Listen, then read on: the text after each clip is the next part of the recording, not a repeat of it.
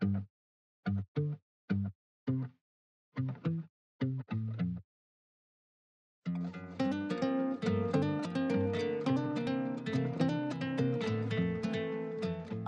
e Clio.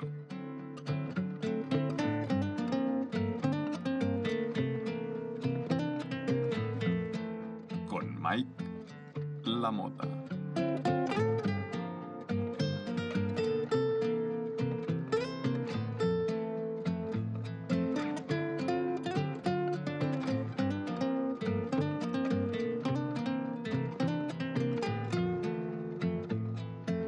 Pues muy bienvenidos y muy bienvenidas a este 18º capítulo de Ars e Clio.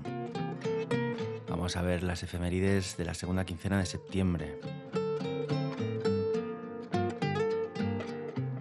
Como se dice por aquí en Emparfeina, porque va a ser un capítulo igual, me temo que un poco largo.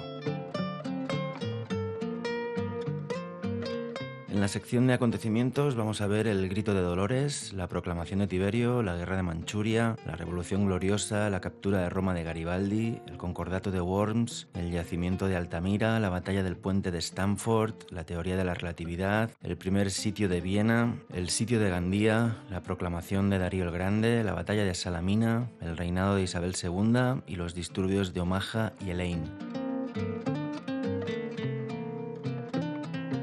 En la sección de nacimientos vamos a ver las figuras de B.B. King, de Antonino Pío, de Francesc Macià, de Luis Cernuda, de Leonard Cohen, de Fernando VI, de Mary Mallon, de Ray Charles, de Adolfo Suárez, de Livia Drusila, de Miguel Servet, de Miguel de Unamuno y de Truman Capote. Y en la sección de fallecimientos vamos a ver las figuras de Tomás de Torquemada, de Víctor Jara, de Hildegarda de Brigen, de Constantino III, de Virgilio, de Aecio, de Martínez Campos, de Alfonso IX, de Tupac Amaru I, de Felipe el Hermoso y de Fernando VII. Así que sin más dilación, allá que nos vamos.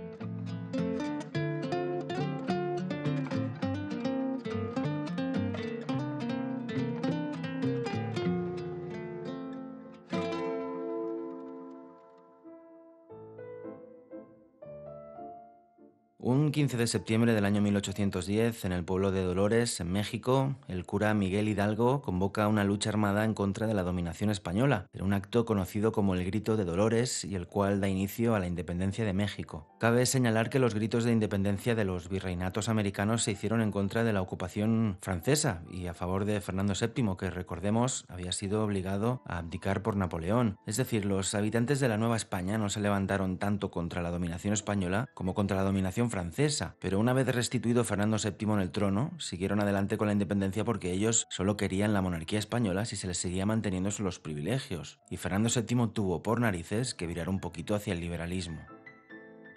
Nace un 15 de septiembre del año 1925 B.B. King, músico estadounidense, el rey del blues, poco más que añadir, si no lo han oído nunca, ya van tarde. Un 15 de septiembre del año 1498 fallece Tomás de Torquemada, inquisidor castellano. Fue uno de los principales confesores de los reyes católicos y el primer inquisidor general de Castilla y de Aragón. Lo gracioso del asunto es que no era castellano viejo, es decir, que sus antepasados eran judíos, y se dedicó, entre otras cosas, a perseguir a judaizantes. Un 15 de septiembre del año 1932 asesinan a Víctor Jara, cantautor, activista y director teatral chileno, músico emblemático de la nueva canción chilena. Una de sus canciones más famosas es Te recuerdo Amanda, sobre todo recordado y homenajeado porque murió a manos de la dictadura del Pinochet, que apenas unos días antes había asaltado el Palacio de la Moneda, como les contaba en el anterior capítulo. Fue brutalmente torturado durante 3 días y posteriormente asesinado de 40 disparos.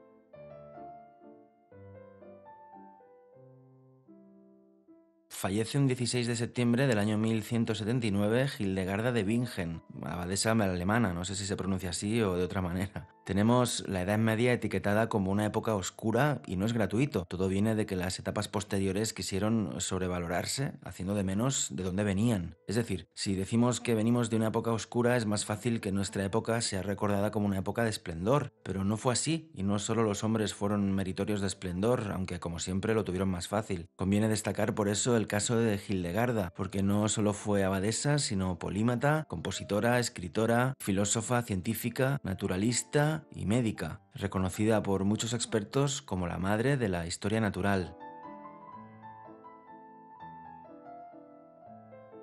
Un 18 de septiembre del año 14, Tiberio es confirmado como emperador romano por el Senado. Tiberio había sido el elegido por Augusto como sucesor después de que varios pretendientes más allegados al emperador hubieran muerto, no se sabe si en extrañas circunstancias. Tiberio era hijastro de Augusto, el hijo de Livia Drusila, con su anterior esposo. Al parecer tuvo una época en la que renegó del poder y se exilió por voluntad propia a Rodas, cuando Augusto lo obligó a casarse con su hija Julia, pero finalmente volvió a la ciudad eterna y se hizo cargo del imperio a la muerte de su padrastro. Un 18 de septiembre del año 96 muere asesinado el emperador Domiciano, acabando con él la dinastía Flavia. Nerva es proclamado el nuevo emperador, iniciándose así la dinastía Antonina. Ya hemos hablado de Domiciano en el capítulo anterior. Un 18 de septiembre del año 1931, Japón invade Manchuria. Ultranacionalistas japoneses volaron un tramo del ferrocarril del sur de Manchuria para dar un casus belli al imperio japonés e iniciar así la invasión de esta región histórica del noreste de China. Entonces empezó la invasión que se recrudeció a partir de 1937, en el preámbulo de la Segunda Guerra Mundial, y los japoneses no se retiraron de Manchuria hasta que no perdieron esta contienda en el 45. Para entonces, millones de chinos habían sido asesinados. Un 18 de septiembre del año 53 nace Trajano, emperador romano del que ya hemos hablado en otros capítulos. Y también un 18 de septiembre del año 411 fallece Constantino III, otro emperador. Los emperadores romanos que llegaron al poder mediante las armas y salieron de él también mediante las armas han sido recordados como usurpadores. Ese es el caso de Constantino III, que generó una guerra civil contra Honorio, el hijo de Constantino I el Grande y hermano de Gala Placidia, de quienes ya hemos hablado aquí. Si Constantino III hubiera salido vencedor de aquella guerra civil, hoy lo recordaríamos como emperador y a Honorio como usurpador. Un 19 de septiembre del año 1868 se desata la sublevación en Cádiz contra la monarquía de Isabel II, que desembocará en la revolución conocida como la Gloriosa. Isabel II deberá abandonar la península y se iniciará así el sexenio revolucionario de 1868 a 1874, en el que hubo un gobierno provisional, una regencia del general Serrano, un gobierno del general Joan Prim, el reinado de Amadeo I de Saboya y la Primera República. Tras esta revolución volverían los Borbones a España en la persona de Alfonso XII, hijo de la exiliada Isabel II. Un 19 de septiembre del año 86 nace Antonino Pío, otro emperador más, sucesor de Adriano y predecesor de Marco Antonio, el cuarto de los 5 buenos emperadores. Destacó por ser un administrador eficaz, evitando el derroche y dejando la tesorería saneada, por mantener siempre una actitud respetuosa hacia el Senado, cosa que le granjeó el sobrenombre de Pío, por respetar las tradiciones religiosas, fueran estas oficiales o no, y por acometer importantes reformas urbanísticas. Concedió a los libertos el derecho al voto en sus comunidades.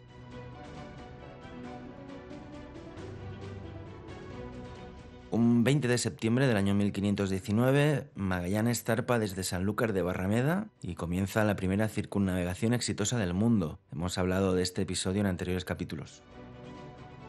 Un 20 de septiembre del año 1870 se captura Roma en poder de los Estados Pontificios a manos de las fuerzas de unificación italianas dirigidas por Víctor Manuel II, el conde de Cavour y Giuseppe Garibaldi. Quedaba así vista para sentencia la unificación de Italia con su parte más importante, la que había sido cabeza de los Estados Pontificios durante más de un milenio y sería su capital en adelante. Pío IX, es decir, Pío IX, el papa por aquel entonces, rechazó las negociaciones con Víctor Manuel II y se declaró preso del rey en el Vaticano. Así andarían las cosas hasta los acuerdos de Letrán de 1929, que diseñaron el mapa político de Roma tal y como lo conocemos hoy, en que los estados pontificios se limitan al distrito del Vaticano.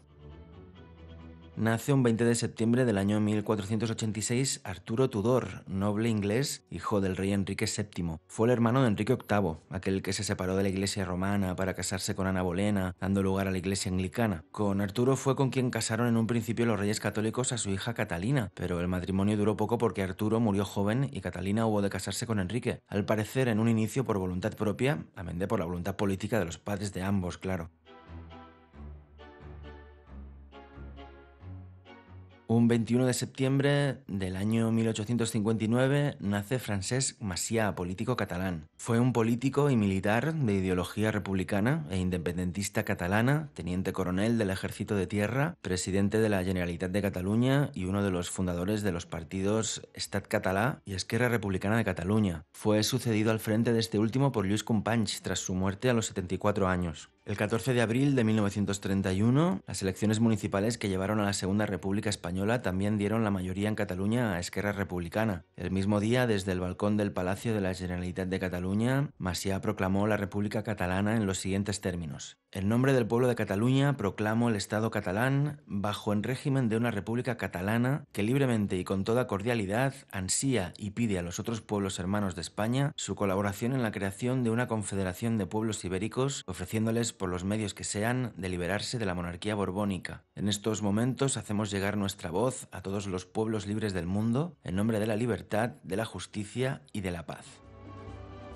Un 21 de septiembre del año 1902 nace Luis Cernuda, poeta sevillano, miembro de la generación del 27. Se denomina generación del 27 a un conjunto de escritores y poetas españoles del siglo XX que se dio a conocer en el panorama cultural alrededor del 27 con motivo del homenaje a Luis de Góngora organizado aquel año por José María Romero Martínez en el Ateneo de Sevilla para conmemorar el tercer centenario de la muerte del autor del Siglo de Oro y como relevo de la generación del 98 y el novecentismo. Luis Cernuda, con el estallido de la Guerra Civil, pasará primero al exilio francés y luego al mexicano, donde hallará la muerte en 1963. Permítanme unos versos de Luis Cernuda. Donde habite el olvido, en los vastos jardines sin aurora, donde yo solo sea memoria de una piedra sepultada entre ortigas, sobre la cual el viento escapa a sus insomnios, donde mi nombre deje al cuerpo que designa en brazos de los siglos, donde el deseo no exista, en esa gran región donde el amor, ángel terrible, no esconda como acero en mi pecho su ala, sonriendo lleno de gracia aérea mientras crece el tormento.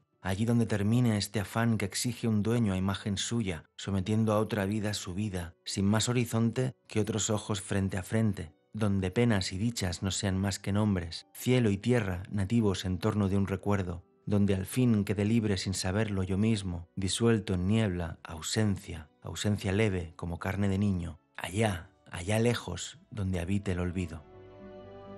Un 21 de septiembre del año 1934 nace Leonard Cohen, poeta, novelista y cantante canadiense. Ha influido en muchos autores que pueden haber influido en otros autores que estén influyendo a terceros ahora mismo. Un 21 de septiembre del año 19 a.C. fallece Virgilio, poeta italiano. Es el poeta del Imperio Romano por antonomasia, autor de la Eneida, poema de formación basado en la historia mítica de Roma, en el cual Eneas, héroe superviviente troyano, escapa de la ciudad para iniciar un periplo que terminará en el Lacio fundando Alba Longa, la ciudad de donde serían originarios Rómulo y Remo, descendientes, por supuesto, del propio Eneas. También destacan entre las obras de Virgilio las Geórgicas. Hoy día se puede visitar algo que pasa por la tumba de Virgilio, pero que no es más que una leyenda, en Nápoles, en el Parque Vergiliano a Piedigrota. La construcción es evidentemente un antiguo sepulcro romano, pero ya sería mucha casualidad que fuera la de Virgilio, aunque quiere la historiografía que después de fallecer en Brindisi, lo sepultaran efectivamente en Nápoles. Cuando visité su tumba y deposité unas hojas en ella, como es costumbre hacer, una pequeña hojita se me enganchó en la chaqueta y no me di ni cuenta hasta que no volvíamos en el metro. La guardé en el libro que leía en aquel viaje, que recuerdo que era El infinito en un junco, de Irene Vallejo, una de las mejores lecturas de mi vida, y ahora mismo la tengo aquí, en un pequeño altar formado por una miniatura de una columna de orden corintio y una pequeña escultura de la lechuza de Diana de bronce. Un 21 de septiembre del año 454 fallece Flavio Aecio, prestigioso general romano, asesinado por el emperador Valentiniano III. Hablamos de él en relación a la batalla de los campos cataláunicos contra los hunos, una de las últimas victorias del Imperio Romano de Occidente. Al morir Aecio, a manos del emperador por puros celos de su popularidad, quiso la historiografía que muriera con él el último romano, es decir, el último de los romanos que representaba el mos maiorum, la costumbre de los ancestros. Fallece un 21 de septiembre del año 1558 Carlos V, el emperador del Sacro Imperio Romano Germánico y rey, entre otros muchos reinos de Castilla y Aragón. Hemos hablado infinidad de veces de él y con razón. Y un 21 de septiembre del año 1860 fallece también Arthur Schopenhauer, filósofo alemán, del que también hemos hablado con anterioridad. Un 23 de septiembre del año 1122 en Worms, Alemania, el concordato pone fin a la querella de las investiduras entre los emperadores del Sacro Imperio y los papas. Los emperadores eran en la Edad Media básicamente el brazo armado de la Iglesia, los que le solucionaban la papeleta a los papas cuando era menester. Esto, obviamente, les hizo poderosos y llegaron a imponer su poder incluso a los propios papas. Así tenían la potestad de proclamar obispos y de tener mucha mano a la hora de nombrar papas. A partir del reinado de Hildebrando de Soana, conocido como Gregorio VII, que impulsó la reforma gregoriana, de la que les hablaba hace poco, el Papa se volvió a adjudicar el derecho único a nombrar obispos. Esto se tradujo en una serie de conflictos políticos y bélicos, conocido como la querella de las investiduras, que terminó en el Concordato de Worms, mediante el cual se llegó a un entente entre el Papa y el emperador. Este último seguía nombrando a los obispos, pero eso sí bajo las normas de Gregorio VII, lo que hacía que el Papa al final pudiera meter mano en la elección. Nace un 23 de septiembre del año 63 a.C. Augusto, el primer emperador romano, hijo adoptivo de Julio César y vencedor de la batalla de Actium, ya hemos hablado de él.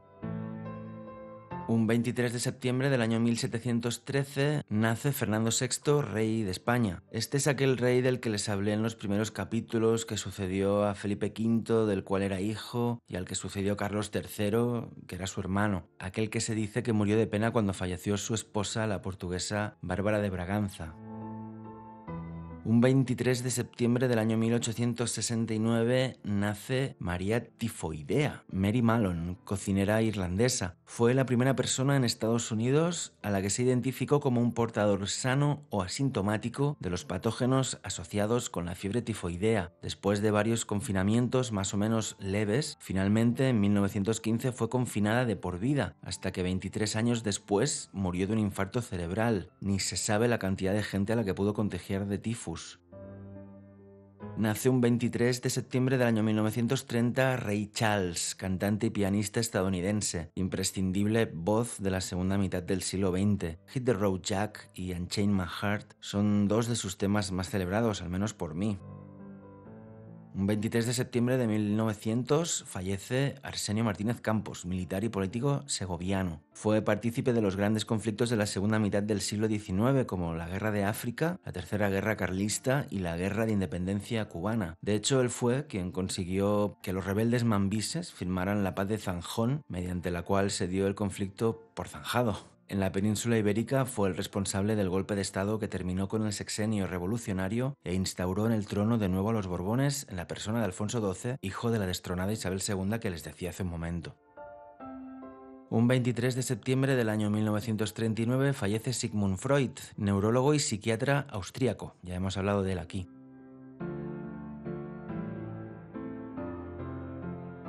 Un 24 de septiembre del año 1879, Marcelino Sanz de Sautuola regresa a la cueva de Altamira, acompañado de su hija de 8 años en ese momento, María Sanz, en busca de rastros de asentamiento humano. Mientras él busca por el suelo, su hija se fija en las pinturas rupestres situadas en el techo de la cueva. Vaya, Altamira, los restos humanos más antiguos de toda Europa. Fallece un 24 de septiembre del año 768 Pipino el Breve, rey franco, el padre de Carlomagno, de los cuales ya hemos hablado en otros capítulos. Fallece un 24 de septiembre de 1230 Alfonso IX, rey de León. Fue el último rey independiente de León, ya que su hijo Fernando III el Santo, del que ya les he hablado, acabó por reunificar los reinos de León y de Castilla. El gran ausente de la batalla de las Navas de Tolosa, porque se había negado a combatir junto a los castellanos. Es recordado por conquistar Cáceres, Mérida y Badajoz a los musulmanes. A la vuelta de esta conquista, mientras se dirigía en peregrinación a Santiago, encontró la muerte a 100 kilómetros del sepulcro del apóstol, en la población de Sarria. Hoy mucha gente decide empezar el camino en esa localidad porque 100 kilómetros es el mínimo que hay que recorrer para que te entreguen la compostelana, sin saber que allí murió uno de los reyes más importantes de León. Y fallece también un 24 de septiembre de 1572 Tupac Amaru I, último de los emperadores incas de Vilcabamba. En quechua su nombre significa serpiente resplandeciente. Cuando el imperio inca cayó en manos de los españoles por obra de Francisco Pizarro, algunos rebeldes huyeron a Vilcabamba y resistieron entre 1537 y 1572, cuando fueron finalmente derrotados. Hoy la antigua ciudad inca de Vilcabamba está inmersa en la leyenda. Se conocen unas ruinas, pero hay disparidad de opiniones en cuanto a que sea la auténtica ciudad que fue último bastión de los reyes incas del Perú.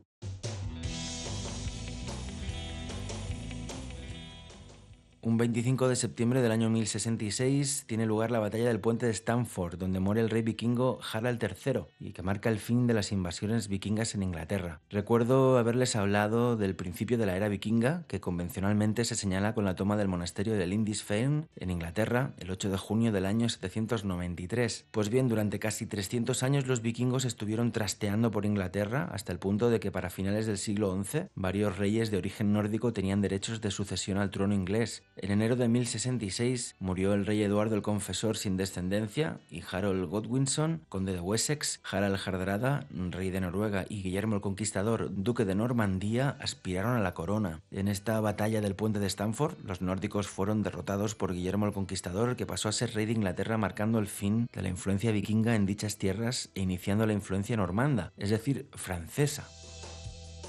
Un 25 de septiembre del año 1513 en Panamá, Vasco Núñez de Balboa es el primer europeo conocido que ve el Océano Pacífico, al que llama Mar del Sur. Ya les conté esta historia en anteriores capítulos en relación al nacimiento de dicho conquistador extremeño. Nace un 25 de septiembre del año 1536 Juan de Mariana, jesuita, teólogo e historiador del que ya hemos hablado aquí. Un 25 de septiembre del año 1599 nace Francesco Borromini, arquitecto y escultor italiano de origen suizo. De Borromini, el autor de las fuentes de la Piazza Navona y de la columnata de la Plaza de San Pedro en el Vaticano, también les he hablado en otras ocasiones, uno de los máximos exponentes del barroco italiano.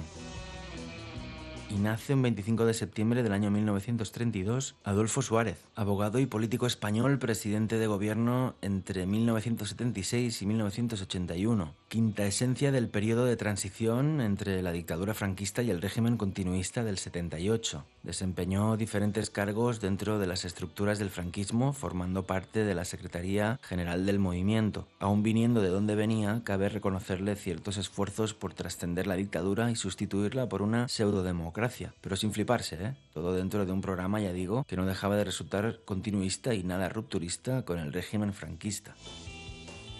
Un 25 de septiembre del año 1506 fallece Felipe I, rey de Castilla, conocido como el Hermoso, el marido de Juana I de Castilla, la mal llamada la Loca, y padre del emperador Carlos V. No sabemos si murió por la archiconocida anécdota del vaso de agua frío que tomó después de jugar a la pelota que le causó unas fiebres, o que su suegro Fernando el Católico lo mandó envenenar, aunque casi es más probable que fuera esto último. Duque de Borgoña y aspirante, como mucho al archiducado de Austria, utilizó a su esposa para medrar en la corte castellana y afianzarse como rey de Castilla y Aragón, alegando que Juana no estaba en condiciones mentales de gobernar. Al morir, su esposa lo velaría durante años hasta que llegara su hijo Carlos desde Gante, ya con edad de gobernar, para alegar si su padre pretendía casarla con otro príncipe que no podía casarse porque aún era una reina viuda velando a su difunto marido. De aquí nació sobre todo la idea decimonónica de la reina loca velando a su marido durante años por los campos de Castilla. Lo cierto es que se le dio una sepultura necesariamente temporal hasta que Carlos V llegó a Castilla y por fin Juana pudo sepultarlo en Granada y darle la corona a su hijo.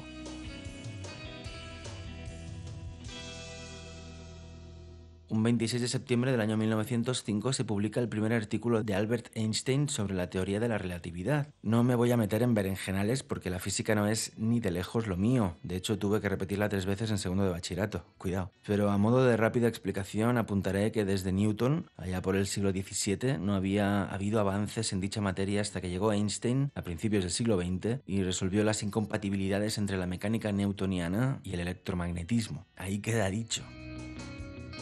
Un 26 de septiembre del año 1940 nace Walter Benjamin, crítico literario marxista y filósofo alemán, del que ya hemos hablado en otros capítulos. Un 26 de septiembre del año 1529, el sitio de Viena comienza cuando Suleimán ataca la ciudad. Ya comenté en otros capítulos también que el Imperio Otomano, lo que hoy es Turquía, era la fuerza preponderante en el Mediterráneo oriental durante el siglo XVI. Pues bien, hasta tal punto era así que en 1529 se dio inicio al primer sitio de Viena, en pleno corazón de Europa, y aún 100 y pico años después se volvería a producir la situación. El más famoso es este primer sitio de Viena por la conmoción que causó en la Europa de la época y porque lo llevó a cabo cabo el mítico Sulimán el Magnífico, del que les hablaba hace poco, pero cuenta la leyenda que en el segundo sitio de Viena fue cuando se inventó el croissant. Me explico, ya estaba de moda para el siglo XVII tomar café y té entre los europeos, y durante dicho asedio los vieneses inventaron el croissant para tomarlo con dichos líquidos, y lo hicieron con forma de media luna, el símbolo del Imperio Otomano, para infundir esperanzas en la población, como diciendo: nos comemos con café el símbolo del Imperio Otomano, que es una media luna, que es el croissant.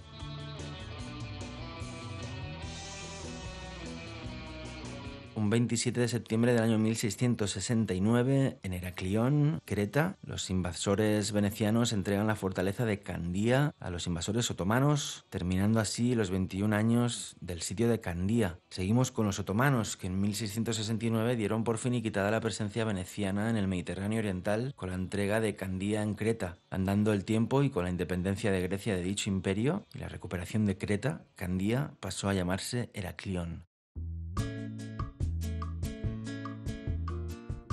Un 28 de septiembre del año 48 a.C., el rey Ptolomeo XIII, Filópator, manda asesinar a Pompeyo el Grande, recién llegado a Egipto, enemigo acérrimo y yerno de Julio César. El primer triunvirato, del que ya les he hablado, acaba con la muerte de Pompeyo y el triunfo de César. Aún así, no fue el propio César quien acabó con Pompeyo, sino Ptolomeo XIII, el hermano de Cleopatra, porque quería ganarse la adhesión del romano a su causa frente a la de su hermana, aunque consiguió todo lo contrario. Para Julio César y su sentido del honor fue una deshonra que asesinaran de aquella manera tan poco poética a su yerno y celebérrimo rival, y se dice que lloró su muerte, aunque les garantizo que él mismo lo hubiera matado si hubiera tenido la oportunidad. De hecho, era lo que pretendía. Un 28 de septiembre del año 551 a.C., al parecer, nace Confucio, filósofo chino. El confucianismo se tiene por una religión, pero el propio Confucio no era más que un filósofo que trató de mejorar la moral de la China de su época. Nace un 28 de septiembre del año 58 Livia Drusila, esposa del emperador romano Augusto. Les he hablado de Livia Drusila respecto a la proclamación de Tiberio, su hijo, como sucesor de Augusto al reino del Imperio Romano. Se dice que Livia era una mujer muy temperamental y que manejó a Augusto como quiso. Vaya usted a saber, ya hemos hablado muchas veces de que solo conocemos la historia de los romanos por los otros romanos que los sobrevivieron y no tenían por qué estar diciendo la verdad. Al parecer era muy aficionada a los higos y los cultivaba ella misma. Por lo visto, pudo ser la responsable de la muerte de Augusto mediante unos higos envenenados, aunque también pudiera ser que el propio Augusto le pidiera que lo ayudara a morir envenenado. Un 28 de septiembre del año 1932 nace Víctor Jara, cantautor y activista chileno del que acabamos de hablar.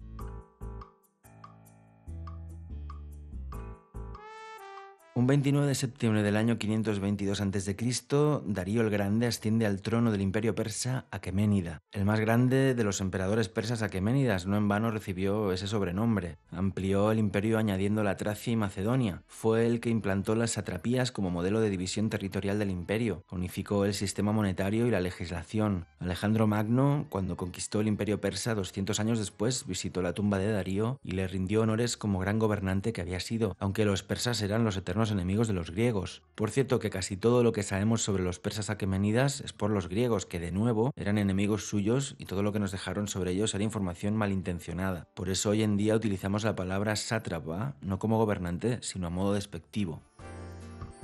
Un 29 de septiembre del año 480 a.C., en la isla griega de Salamina, se libra la batalla del mismo nombre. No sabemos la fecha, pero se acepta que fue en septiembre. Esto sucedió dentro de la Segunda Guerra Médica. Ya les expliqué que los griegos llamaban a los persas medos, de ahí el nombre de la guerra. Esta batalla es contemporánea de la del paso de las Termópilas y sirvió para frenar a los persas en el intento de Jerjes I de ocupar Grecia. Un 29 de septiembre del año 1833 empieza el reinado en España de la reina Isabel II, la hija de Fernando VII y la mamá de Alfonso XII. Con su sucesión se iniciaron las guerras carlistas, de las que ya les he hablado varias veces. Durante su reinado, que fue del 33 al 68 del siglo XIX, se vivieron los momentos más conflictivos y tensos entre liberales y conservadores, como las ya mencionadas guerras carlistas, y el vaivén político entre uno y otro puntos del arco ideológico de la España de la época. Se la depuso con la Revolución Gloriosa, de la que les he hablado hace un rato, y los Borbones volverían en 1874 con su hijo Alfonso XII. Un 29 de septiembre del año 1919, en Omaha, en Estados Unidos, termina el segundo y último día de los disturbios raciales de Omaha de 1919. En aquel verano, conocido como el Verano Rojo de los Estados Unidos, hubo como 25 disturbios de tipo racial en todo el país. Todo empezó en Omaha con la denuncia de una mujer blanca de haber sido agredida por un hombre negro, y ahí se montó el percal, y lincharon a un afroamericano que decía ser inocente, un tal Will Brown. Un 29 de septiembre del año 106 a.C. nace Pompeyo, militar y cónsul romano del que acabamos de hablar hace un momento. Un 29 de septiembre del año 1511 nace Miguel Servet, teólogo y científico aragonés. Sus intereses abarcaron muchas ciencias: la astronomía, meteorología, geografía, jurisprudencia, teología, física, el estudio de la Biblia, las matemáticas, la anatomía y la medicina. Gran parte de su fama y reconocimiento posteriores debido a su trabajo sobre la circulación pulmonar, descrita en su obra Christianismi Restitutio. Fue condenado a la hoguera por la Iglesia Reformada y cito textualmente, porque su libro llama a la Trinidad demonio y monstruo de tres cabezas, porque contradice a las Escrituras decir que Jesucristo es un hijo de David, y por decir que el bautismo de los pequeños infantes es una obra de la brujería, y por muchos otros puntos y artículos y execrables blasfemias con las que el libro está así dirigido contra Dios y la sagrada doctrina evangélica para seducir y defraudar a los pobres ignorantes. Un 29 de septiembre del año 1547 nace Miguel de Cervantes Saavedra, escritor manchego, el autor de Don Quijote de la Mancha, El Manco de Lepanto. Ya hemos hablado de él en otras ocasiones. Un 29 de septiembre del año 1571 nace Michelangelo de Caravaggio, pintor barroco italiano. También les he hablado de Caravaggio y recomendado su obra en anteriores capítulos. Y un 29 de septiembre del año 1864 nace Miguel de Unamuno, filósofo y escritor bilbaíno. Ahora no recuerdo a cuento de qué me suena haberles hablado de Unamuno. En un principio apoyó a los sublevados franquistas hasta que vio el horror de la represión en Salamanca, donde impartía clases en la universidad. Es muy conocido y celebrado aquel encuentro suyo como rector de dicha universidad con el general Millán Astray, en la que le dijo: «Venceréis, pero no convenceréis. Venceréis porque tenéis sobrada fuerza bruta, pero no convenceréis porque convencer significa persuadir, y para persuadir necesitáis algo que os falta en esta lucha: razón y derecho». Un libro suyo que me flipó en su momento y que no he dejado de recomendar es Niebla. Un 29 de septiembre del año 1833 fallece Fernando VII, apodado el Deseado porque fue aquel al que secuestraron, dicho sea entre comillas, los franceses de Napoleón, y que entregó el reino a estos. A su vuelta abolió la Constitución de 1812 y se ganó la antipatía de los liberales. Luego no tuvo más remedio que aceptarla, pronunciando aquella frase de «marchemos francamente y yo el primero por la senda constitucional». En aceptar la Constitución, los cabildos americanos, como les decía hace no mucho, no quisieron saber nada de perder sus privilegios y proclamaron la independencia de las intendencias.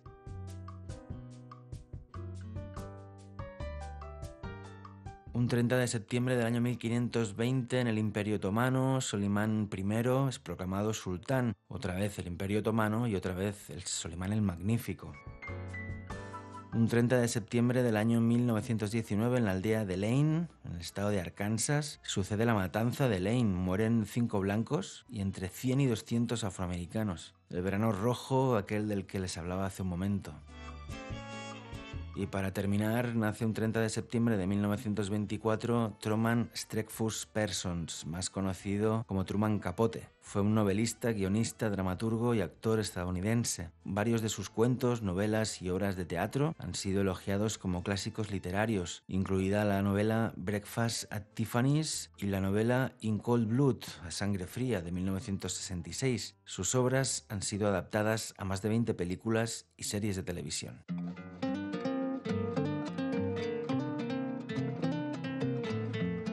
Pues eso ha sido todo esta semana. Ha salido un capítulo largo, pero bastante completito.